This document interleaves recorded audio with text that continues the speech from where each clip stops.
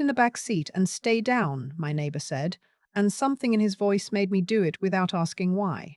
It was a Tuesday morning in late October, the kind of cold that comes off Lake Ontario and sits in your bones before you've even finished your first coffee. My daughter was signing the papers that afternoon, the papers that would hand over her savings, $34,000 she'd put away over 8 years of nursing shifts, to a man I had never once trusted.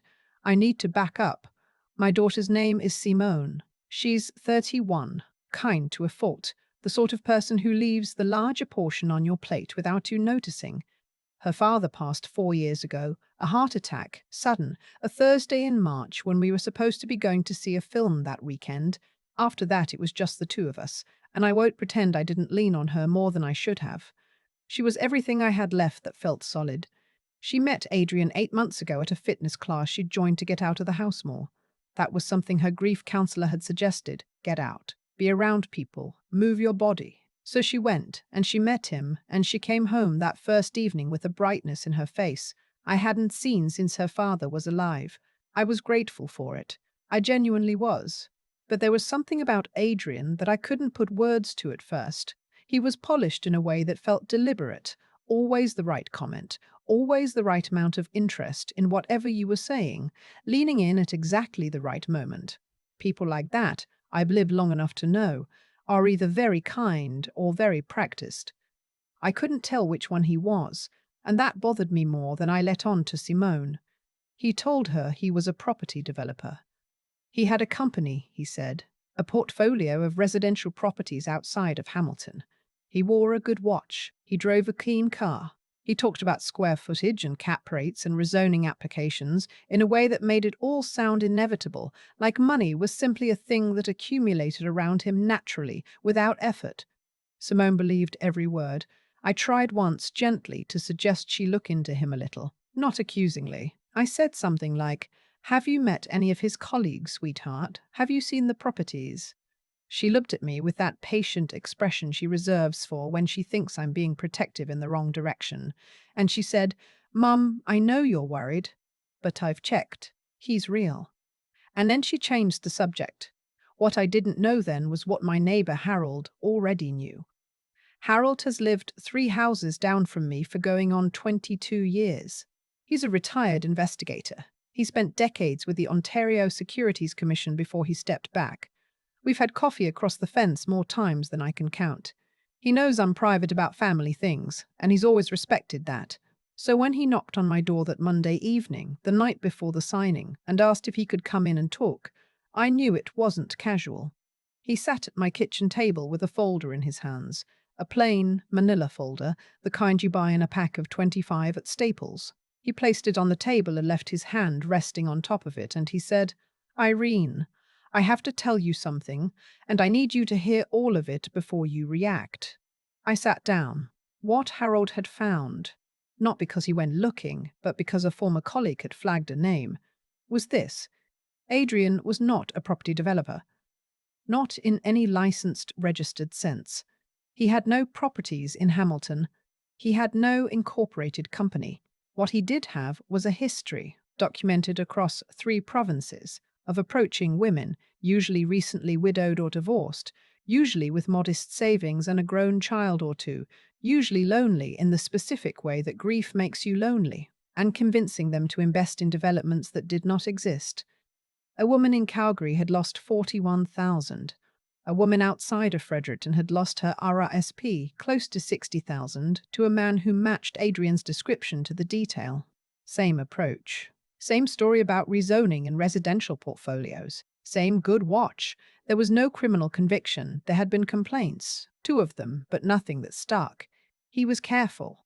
He kept things just ambiguous enough that proving intent was difficult. He left when he sensed scrutiny. He moved on, and now he was here, in my city, and my daughter had already transferred a deposit of $8,000 into an account he provided, and she was going to sign the remaining paperwork the next afternoon at a notary's office on King Street. I sat at that table for a long time after Harold finished speaking.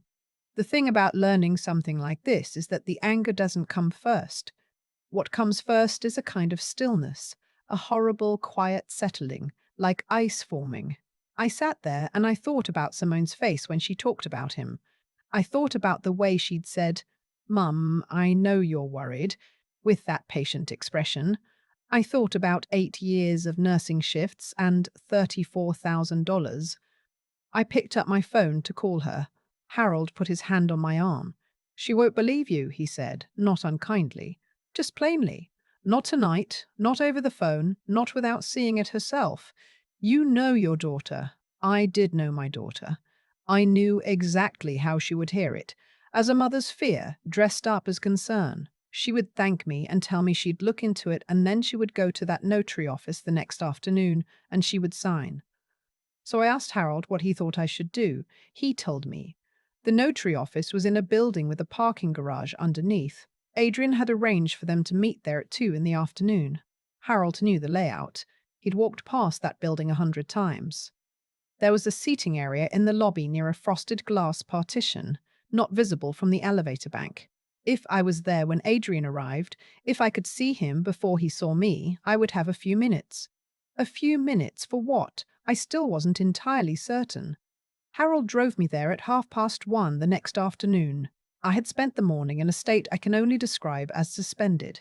Making tea, not drinking it, standing at the kitchen window watching the neighbour's yard. My husband used to say I went quiet when I was frightened. He was right. I went very quiet that morning. In the car, Harold said, "When we pull into the garage, I need you to slide down in the seat, below the window line. I know how that sounds, but if Adrian sees you before you see him, this doesn't work." "What exactly is the plan when we get inside?" I asked. "You'll see him come in. You'll see how he acts when he thinks no one is watching. And then you'll know. And then you'll have something real to say to Simone." It was not the plan I would have written myself, but it was the only one that had a chance of working. So when Harold pulled into the parking garage on King Street and said, "Get down, Irene, there's a car behind us," I did it. I slid down in the passenger seat, my coat bunched up around my shoulders, 63 years old, crouched below the dashboard of my neighbor's Subaru, feeling absolutely ridiculous and absolutely certain I was doing the right thing. I heard footsteps. I heard the echo of the garage. I heard the elevator doors. When Harold said it was clear, I sat up. My knees were not pleased with me. We went in through the lobby. Harold had a reason to be there. He'd made a genuine appointment with a different office in the building, a small administrative thing. I was just a woman sitting in the lobby seating area, coat in my lap, reading something on my phone. Nobody looked at me twice. Simone arrived first. I watched her come through the glass doors in the good wool coat she'd bought herself last Christmas, navy, fitted, the one she'd shown me a photo of before she ordered it. She looked nervous. She was chewing the inside of her cheek the way she's done since she was 9 years old. She checked her phone twice. She looked toward the elevator, then at the door, then at her phone again. I almost stood up. I almost walked over to her right then and said, "Simone, look at me. Don't do this." I had to press myself back into the chair because I needed her to see it herself. Adrian came in 4 minutes after she did. He came through the door with his phone at his ear, mid-conversation, laughing at something the other person had said. He didn't look around for Simone right away. He finished whatever he was saying. I couldn't hear the words, only the register of his voice, easy and comfortable, completely at ease. And then he pocketed the phone and looked up and arranged his face into the expression she knew, the warm one, the one that had been practiced. I had been watching people for 63 years. I saw it happen. The rearrangement. A fraction of a second. But it was there. He crossed the lobby, kissed her cheek, put a hand on her shoulder, said something that made her laugh and relax and stop chewing her cheek. And I sat there and I thought, there it is. That is the performance I could never name. I stood up. Simone saw me before he did. The look on her face, I'll carry it for the rest of my life. Not anger, not immediately. Confusion first. And then, because she knows me, because I am her mother, something shifted in her eyes, and she understood that I was not there by accident. Adrian turned. He saw me. Something moved across his face. I caught it because I was looking for it. And then his expression resettled into pleasant surprise. Mrs. Marsh, he said warmly, extending a hand. What a coincidence. It isn't, I said. I didn't say it loudly. I said it in the same voice I used when Simone was a teenager and had said something that wasn't true. Quiet. Even. The voice that means I know, and we both know I know, and we are going to stop pretending. I looked at my daughter. I said, Sweetheart, I need you to come with me for a few minutes, just a few minutes before anything is signed. Please. She looked at Adrian. He laughed. Easy, unbothered, generous. Of course, he said. Take your time. I'll let the notary know we're just a couple of minutes behind. It was the right response. The response of a man with nothing to hide. But when Simone turned to follow me, I watched him reach for his phone. I took Simone to a quiet corner near the building's side entrance. Harold joined us. I watched her face as he laid the folder on the small table between us and went through it, piece by piece. The complaints filed in Calgary, the matching description from Fredericton, the company registration that existed only on paper, the account number she'd already transferred $8,000 into, which had no formal business record attached to it in any provincial registry. She didn't say anything for a long time. I reached over and covered her hand with mine. I didn't tell her I told her so. I didn't say anything about the conversation we'd had where she'd told me she'd checked. There was nothing to be gained by any of that. She was my daughter, and she was sitting at a small table in a lobby in downtown Hamilton, and she had just watched 8 months of her life clarify into something she didn't yet have words for. Finally, she said, very quietly, "He has my money already." "I know," I said. Harold knows how to start the process to get it back. Start the process was a gentle way of putting it. What Harold had already done the night before was contact a former colleague who now worked in financial crimes. The account had been flagged. There would be a process and it would take time, and there were no guarantees. But the 8,000 was not necessarily gone. Simone pulled her hand back and sat up straight. She wiped her eyes once, quickly, with the back of her wrist. Then she said, "I'm going to go back in there." I started to say something. She held up her hand. "I'm going to go back in there and I'm going to tell him I've changed my mind. I want to see what he does." I watched my daughter walk back across that lobby. What he did was this. He stayed pleasant for approximately 45 seconds. Then, when it became clear she was not wavering, something in his posture changed. He leaned in. He spoke quietly, quickly. I could see from across the room that whatever he was saying, it was not the warm, easy voice anymore. Simone stood very still. She didn't back up. She didn't look at the floor. She looked directly at him and she said something short. 3 words, maybe 4. Then she turned and walked back toward me. I have never been more proud of her in my life. We left the building. Adrian did not follow. By the time we reached the street, Harold had already sent the flagged account information through to his contact. Whether Adrian knew what was coming, I don't know. But he was gone from the building by the time the follow-up call was made an hour later. I made Simone come to my house that evening. I made soup, the chicken and wild rice one her father always asked for in autumn. We sat at the kitchen table and didn't talk about Adrian very much. We talked about her father, a little. About a trip we'd taken when she was 7 to Cape Breton, and how she'd been frightened of the Cabot Trail until she wasn't, and then she hadn't wanted to leave. At some point she said, "How did Harold know?" I told her. She was quiet for a moment. Then she said, "I wish you told me sooner." I thought about how to answer that honestly. I said, "I tried. You didn't hear me." And I don't say that to make you feel bad. I say it because I needed to find a way for you to hear it that worked, and this was the only way I could find. She looked at me for a long moment. Then she said, "You crouched down in Harold's car." I did. "In the parking garage?" "Yes, Mum." She pressed her lips together. I could see her deciding whether to laugh or cry. She did both, a little. I reached over and tucked a piece of hair behind her ear, the way I did when she was small. She let me. The $8,000 came back 4 months later as part of a broader financial fraud investigation that eventually connected Adrian to 6 other women across Ontario and Alberta. I don't know what became of him after that. I know that I don't spend much time thinking about it. What I think about instead is this. The things we do for our children do not stop when they turn 30 or 40 or when they have children of their own. They change shape. They become quieter, more careful, less visible. But they don't stop. You learn to find the way in that they can actually hear. You learn that being right is not the same thing as being useful, and being useful is what they actually need. Harold still comes for coffee sometimes.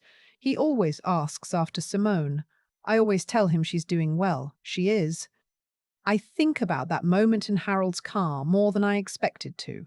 Not the discomfort of it, my knees complaining, my coat bunched up, 63 years old, crouched below the window line of a Subaru in a downtown parking garage. I think about what it took to stay there. To not get out, walk across the street, call my daughter's phone and say everything I was feeling all at once.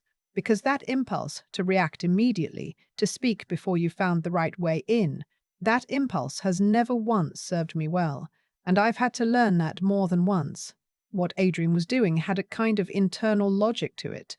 He found people in a specific kind of pain, real pain, the kind that grief leaves behind, and he offered them something that felt like forward motion, a plan, a future, something to be part of. It worked because loneliness is real and hope is real, and Simone was neither foolish nor weak for wanting both. He understood that. He used it, and the reason he kept getting away with it, province after province, was that the people he hurt blamed themselves more than they blamed him. That's the part that stayed with me longest. Simone did nothing wrong except trust someone who had spent years learning how to be trusted. What stopped it this time was luck. It was Harold paying attention. It was years of experience that taught him what certain patterns look like before they become catastrophes. It was him deciding that what he knew mattered enough to act on, even when acting on it meant sitting across my kitchen table and saying something I didn't want to hear. That takes a kind of integrity that doesn't announce itself. It just shows up and does the thing. And Simone. I watched her walk back across that lobby alone, and I understood something I hadn't fully understood before. She didn't need me to fight for her. She needed me to make sure she had the information she needed to fight for herself. There's a difference, and I hadn't always known how to find it. She stood in front of that man and she didn't flinch, and whatever she said to him in those few seconds, I'll never know the exact words, it came entirely from her. That was hers. The money came back, mostly. The investigation took months, and the paperwork was tedious, and there were weeks where it seemed like nothing was moving. She kept going to work. She called me on Sundays. She didn't collapse, and she didn't harden in the way I was quietly afraid she might. She moved through it the way she's moved through hard things before, steadily, without drama, 1 week at a time. I've thought about what it takes to do that. To absorb something that was designed to exploit your trust and come out the other side without either falling apart or closing off entirely. I think it takes having been taught at some point that your own judgment is worth something, that making a mistake doesn't mean you're a person who makes mistakes, that the measure of who you are isn't the moment you got it wrong. It's what you do with what you know now. Harold still comes for coffee. The soup gets made every autumn. And Simone, last I checked, is doing just fine.